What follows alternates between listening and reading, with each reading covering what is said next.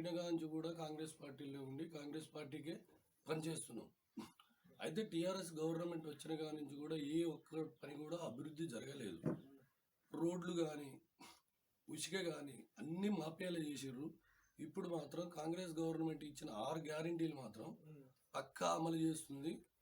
ఇప్పుడు ప్రజాపాలన పెట్టి కూడా ప్రజల వద్దకే పాలన తీసుకొచ్చి నడిపిస్తుంది. కాబట్టి కాంగ్రెస్ గవర్నమెంట్ అనుకున్న పనులు మొత్తం నెరవేర్చే పరిస్థితిలో ఉంది. కాబట్టి జనాలు కూడా కాంగ్రెస్కు పట్టం కట్టారు. కాబట్టి ఇప్పుడు అధికారంలో ఉంది కాబట్టి కాంగ్రెస్ అన్ని పనులు అమలు చేస్తుందని చెప్పేసి అన్ని పనులు అమలు చేస్తుంది. ఇప్పుడు 6 గ్యారెంటీలు ఉన్నాయి కదా, 6 గ్యారెంటీలు కూడా ప్రజల వద్దనే తీసుకొచ్చి ప్రజలకే మేలు చేసే పనికిన నడిపిస్తుంది. అయితే మీకు కాంగ్రెస్ పార్టీ మీ ప్రజెంట్ అధికారంలో ఉంది కదా, ఇప్పుడు మీకు ఎమ్మెల్యే గెలిచిన తర్వాత మీకు అందుబాటులో ఎమ్మెల్యే గారు ఎనీ టైం మీ తిరుమలగిరిలో ఉంటుంది కాబట్టి మనం ఎప్పుడు పోయినా అందుబాటులో ఉండి స్పందించడం కానీ అన్ని జరుగుతూనే ఉన్నాయి. మీకు వస్తుంటే రోడ్లు గ్రామానికి రోడ్లు అసలు బాగాలేదు. ఫస్ట్ మెయిన్ ఇప్పుడు కాదు, టీఆర్ఎస్ గవర్నమెంట్ ఉన్నప్పుడు ఏ ఒక్క రోడ్డు కూడా చేయలేదు. అందులో మాకు ఈ చెరువు శాలిగవరం ప్రాజెక్టు చాలా పెద్దది. మొన్న 6 కోట్ల నిధులు వచ్చినాయి కానీ దుర్వినియోగం చేసిర్రు. ఏ ఒక్క పని కూడా జరగలేదు. 6 కోట్లు మాత్రం శాంక్షన్ అయిందని చెప్పేసి టీఆర్ఎస్ గవర్నమెంట్ చెప్పింది. అయితే ఆ పనులు మొత్తం ఒక్క రూపాయి కూడా ఖర్చు కాకుండా నిరుపయోగంగా అభివృద్ధి జరగలేదు. ఏ మాత్రం పని కూడా చేయలేదు. 6 కోట్లు మాత్రం దాని గురించి విచారణ జరపాలని చెప్పేసి ఎమ్మెల్యే గారు కూడా లెటర్ వేయడం జరిగింది. ఇప్పటికైనా షటర్లు కానీ ఆ శాలిగవరం ప్రాజెక్టు కానీ దాని కింద ఉన్న ఆయకట్టలు 6,000 ఎకరాలు ఉన్నాయి కాబట్టి దానికి మొత్తం అభివృద్ధి చేయాలని చెప్పేసి వినతి పత్రం ఇవ్వడం జరిగింది. ఇది గవర్నమెంట్ కాంగ్రెస్ గవర్నమెంట్ ఉంది కాబట్టి చేస్తుందనే నమ్మకం ఉంది. కాంగ్రెస్ గవర్నమెంట్ లా ఎన్ని ఇండ్లు వచ్చినాయి పబ్లిక్ బీఆర్ఎస్ పార్టీ గవర్నమెంట్ వచ్చాక ఎన్ని ఇండ్లు?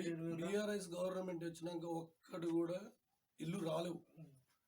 అదే కాంగ్రెస్ గవర్నమెంట్ లో కాలనీ ఉంది, ఇందిరమ్మ కాలనీ అని మాకు ఒక 60 ఇండ్లు వచ్చినాయి. 60 ఇండ్లు వచ్చినాయి అప్పట్లో కాంగ్రెస్ గవర్నమెంట్ ఉన్నప్పుడే.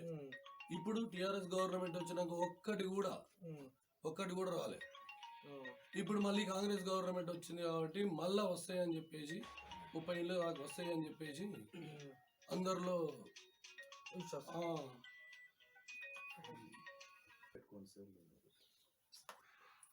గతంలో కూడా టిఆర్ఎస్ పార్టీ ఉన్నప్పుడు ఒక ఇల్లు కూడా రాలేదు. రోడ్లు ఒకటి బాగలేవు, మొత్తం ఏ ఒక్క అభివృద్ధి పని కూడా జరగలేదు. ఇప్పుడు కాంగ్రెస్ గవర్నమెంట్ వచ్చింది కాబట్టి ఇప్పుడు రుణమాఫీ కానీ ప్రతి ఒక్కటి కానీ చేస్తానికి డేటా తీశారు. అతి త్వరలో 100 రోజుల్లో చేస్తా అన్నారు. 100 రోజుల్లో చేసి చూపిస్తుంది గవర్నమెంట్. పక్క కాంగ్రెస్ పని మొదలు పెట్టిందంటే పక్క అయిపోయిందాక చేస్తుంది. ఇచ్చిన హామీలు మాత్రం నిలబెట్టుకునేది కాంగ్రెస్ గవర్నమెంట్ ఒకటి మాత్రమే. ఇప్పుడు మీ ఊర్లో ప్రతి ఇంటికి మంచినీళ్ళు అయితే వస్తున్నాయా?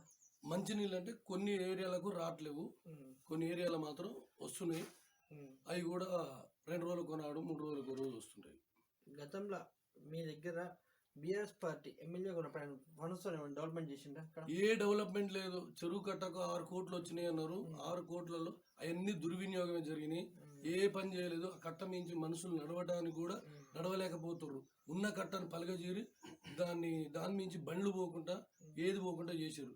ఇప్పుడు అదంతా ఆ డబ్బులు మొత్తం దుర్వినియోగ పాలైపోయాయి అని చెప్పేసి ఈ విషయంగా తెలియజేస్తున్నాం. ప్రజెంట్ ఎంపీ ఎలక్షన్స్ వస్తున్నాయి, నెక్స్ట్ సర్పంచ్ ఎలక్షన్స్ వస్తున్నాయి. ఈ ఎంపీ ఎలక్షన్ల మీకు ఏ అభ్యర్థి మంచిగా అనిపిస్తుంది మీకు ఎంపీగా? ఎంపీ ఎలక్షన్లలో సరే ఆ పార్టీ పరంగా ఏ ఒక్కరు వచ్చినా అభ్యంతరం ఏం లేదు. ఎవరికి టికెట్ ఇస్తే వాళ్ళే చేస్తారు. వాళ్ళ గురించే మన పార్టీ కోసమే పనిచేస్తాం. ఖచ్చితంగా వాళ్ళే అధిక పార్టీ ఎవరు నిర్ణయిస్తే వాళ్ళకే కట్టుబడి ఉండి పనిచేస్తాం. మీకు కాంగ్రెస్ పార్టీలో ఫస్ట్ నుంచి కదా, మీ కాంగ్రెస్ పార్టీ సరైన ప్రాధాన్యత దక్కుతుందని భావిస్తారా మీరు? ప్రాధాన్యత ఏం తప్పట్లేదు. ప్రతి ఒక్కరు కూడా ప్రాధాన్యత ఇస్తారు. కాకపోతే ఇప్పుడు ఏంటంటే టీఆర్ఎస్ ఓడిపోయిందని చెప్పేసి జనాలు కొంతమంది రావడం జరుగుతుంది. ఇందులో వచ్చి గుంపులుగా ఏర్పడి లేని స్విచ్లు పెట్టడం ఇలాంటివి జరుగుతున్నాయి. కాబట్టి అలాంటి వాళ్ళని కూడా తీసుకోవద్దని చెప్పేసి మన మండల పార్టీ కానీ అవి చెప్పారు. ఏదో లీడర్లా కాకుండా మామూలుగా ఓటర్లు కానీ వాళ్ళని తీసుకొని అభివృద్ధి పరంలో నడిపించుకోవచ్చు. రేపు ఒకవేళ సర్పంచ్ ఎలక్షన్లో మీకు అవకాశం వస్తే మీ గ్రామాన్ని ఏ విధంగా డెవలప్మెంట్ చేస్తారు? మా మాకు సర్పంచ్ వచ్చినట్టుంటే ఇంతకుముందు గతంలో కూడా చేశాము. అధికారం లేనప్పుడు కూడా మన పార్టీ కోసమే పనిచేసాము. నేను పుట్టిన కాంచి కూడా పార్టీలనే ఉన్నా. ఇప్పటి వరకు కూడా కాంగ్రెస్ పార్టీలో ఉంటున్నాం కాబట్టి అధికారం లేని నాడు కూడా అందరితోటి కూడా కేసుల పాలయ్యి కూడా మేము ఇందులోనే ఉన్నాం. ఇప్పటికి కూడా ఇందులోనే ఉంటున్నాం. జనాలు కూడా ఇప్పుడు నన్ను అభివృద్ధి ఇప్పుడు సర్పంచ్గా నిలబడడానికి జనాలు కూడా అంటున్నారు కాబట్టి వాళ్ళు అంటే నేను వాళ్ళ నిర్ణయం ప్రకారంగా నిలబడటానికి నేను సిద్ధంగా ఉన్నా. వాళ్ళు కావాల్సినవి అన్ని ఏ పనులైనా సరే ఊరు అభివృద్ధి కోసం నేను చేస్తానని చెప్పేసి నేను చెప్తున్నాను. గత ప్రభుత్వంలో పల్లె ప్రకృతి వనాలు, క్రీడా ప్రాంగణాలు నిర్మించింది. మీ ఊర్లో పల్లె ప్రకృతి వనాలు పెట్టిర్రు, మొత్తం ఎండిపోవడం జరిగింది.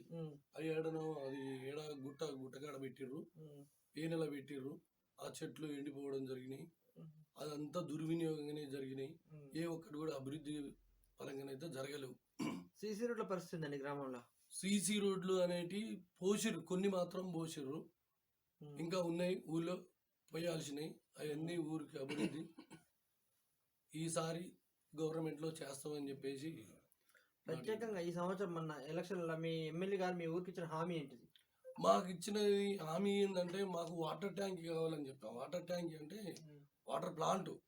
ఆ ప్లాంట్ ఒకటి మాకు కొత్తపల్లికి బైపాస్ ఈ రోడ్డు, లింకు రోడ్డు, ఈ రెండు మాకు హామీ ఇచ్చిండు.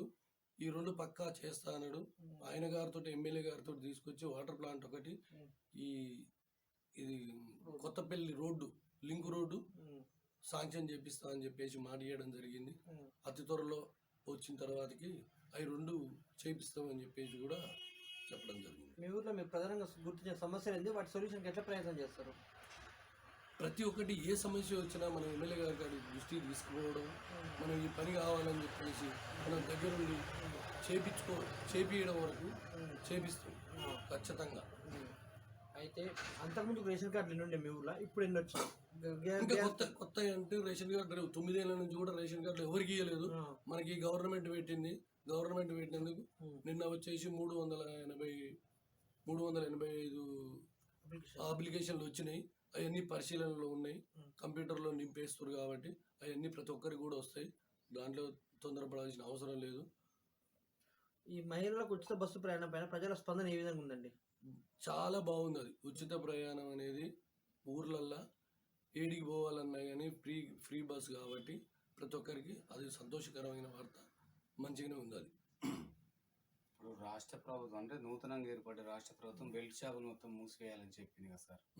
మరి అదే తరుణంలో మీరే బెల్ట్ షాప్ గురించి నడిపిస్తున్నారు కదా, రేపు అధికారంలో సర్పంచ్గా మీరైతే ఎట్లా? అలాంటి మొత్తం కట్టుబడి ఉంటుంది. పార్టీ ఏ నిర్ణయం తీసుకుంటే ఆ రకంగా కట్టుబాటుకు ఉండాల్సిందే. ఎవరైనా సరే, మనమైనా ఉండాల్సిందే, ఎవరైనా ఉండాల్సిందే.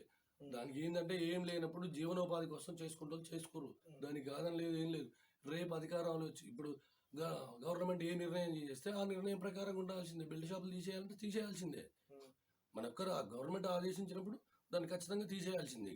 ఇక్కడ గాదర్ కిషోర్ ఓడిపోవడానికి ప్రధాన కారణం ఏంటి సార్? ప్రధాన కారణం ఏంటంటే ఉష్క ఒకటి, ప్లస్ భూ కబ్జాలు, ఇక రౌడీ షీటర్ల కింద మొత్తం ఎవరు వస్తే వాళ్ళ మీద కేసులు పెట్టడం, మొత్తం ఆ రకంగా చేయడం జరిగింది. ప్రతి ఒక్కరికి కూడా కేసులు, పోలీస్ స్టేషన్లో మొత్తం ఎంఆర్ఓలో వాళ్ళు చెప్పినట్టు నడవడం, అవన్నీ జరగడం వల్లనే ఆయనకు ఎఫెక్ట్ పడింది. చివరిగా మీరు ప్రజలకు ఏం చెప్పదలుచుకున్నారు? అంటే సర్పంచ్ ఎన్నికలు వస్తున్నాయి, ఎంపీ కాన్స్టిట్యున్సీ పరంగా కానీ ఓటర్లకు ఏం చెప్పదలుచుకున్నారు?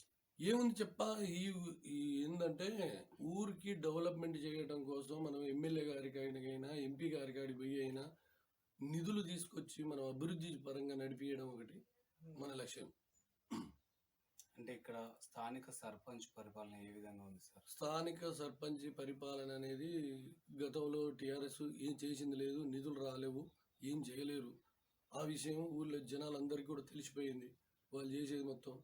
ఇప్పుడు గవర్నమెంట్ మారింది కాబట్టి అభివృద్ధి కోసం మేము కృషి చేస్తామని చెప్పేసి తెలియజేస్తున్నాం.